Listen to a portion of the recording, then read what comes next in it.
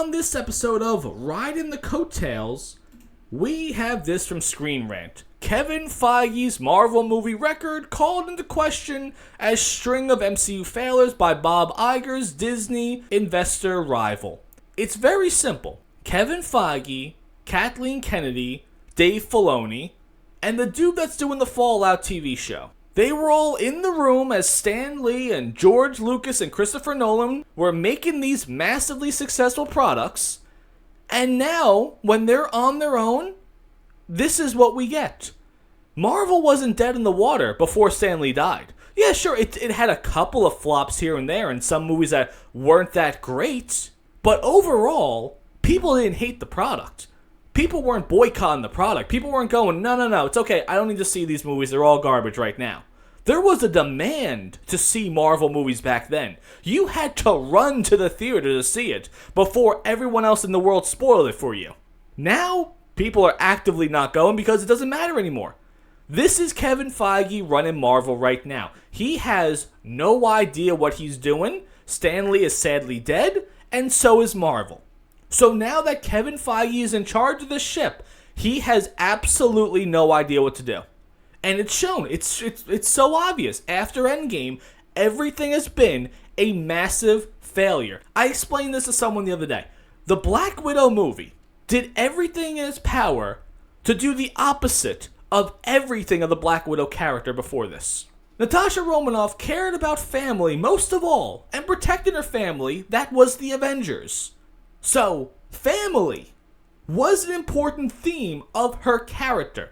Now her movie comes out, where apparently she had a sister that was mind-controlled this entire time, a father that was in prison in Russia this entire time, and a mother who was brainwashing these little girls and on the run this entire time.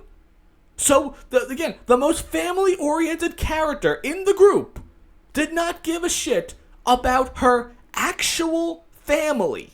And people are like, oh, the movie wasn't that bad. Yes, it was. Yes, it was. They, again, did not know what the hell they were doing with this movie. And that is a product of Kevin Feige's leadership. Dave Filoni was in the room with George Lucas this entire time. One of Dave Filoni's biggest credits to the Rebels show was changing Sabine's hair color. That was a major thing that Dave Filoni fought for. That this girl character changes her hair a lot. Meanwhile, George Lucas was caring about the important shit, like plot and character development and, the important shit. And Kathleen Kennedy was just in the room with Steven Spielberg. And now that she is off on her own, look what we have.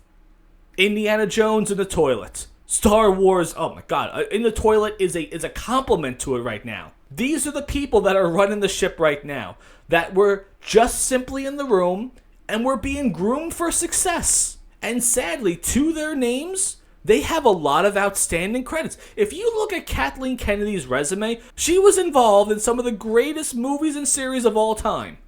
But again, Kathleen Kennedy on her own, steering the ship, dead. Absolute dead franchises, dead movies, everything's bad. Dave Filoni can't do anything right. So when this article calls for Kevin Feige's movie record, yeah, there's nothing good there. Ever since Endgame, everything was crap. And it's hard to defend any product he's done since. And to see the next projects coming out of the toilet that is Marvel, like you got Wonder Man series, you got Ironheart series, you got the Young Avengers. You guys think those products are going to make money and bring in Marvel fans?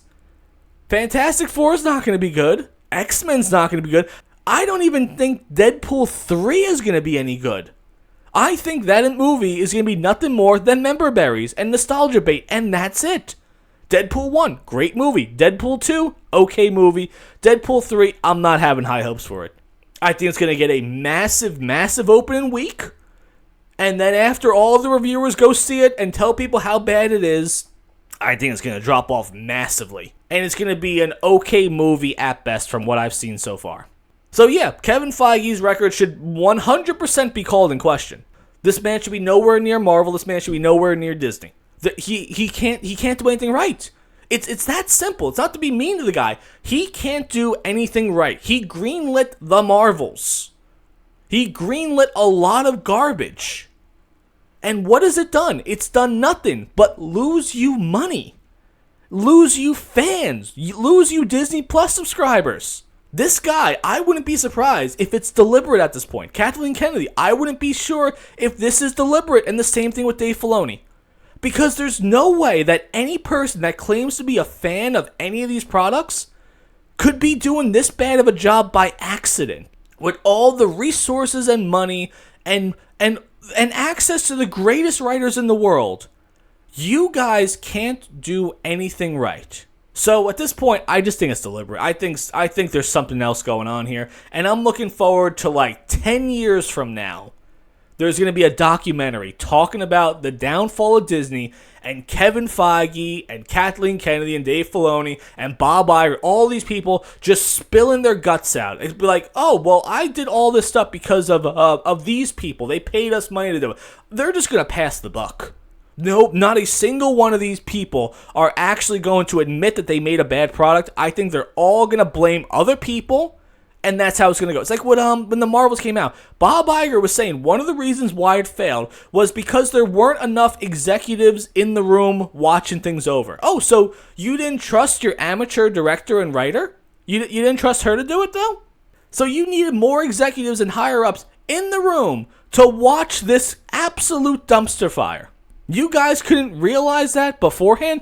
How is it, again, that when a movie is announced, everyone online knows it's going to be a failure? When the trailer comes out, everyone knows it's going to be a failure. But the people in charge of it, the people greenlighting and funding these products, how do they not know? Which makes me think this is deliberate.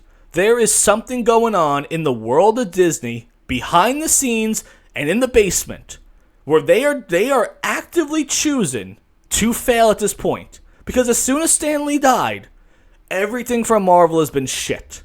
Their shows, their movies, their upcoming products, it's all been bad. The only thing good Star Wars did after Disney bought, I would say Rogue One. And I feel like I'm in the minority of that one. Because I really don't hear a lot of people saying Rogue One was really that great, though. And people are saying, well, Andor is really good. Yeah, but no one's really watching Andor. Andor doesn't make any sense at all. The fact that Andor is a show right now is very confusing to me. Because Cassian Andor died in Rogue One.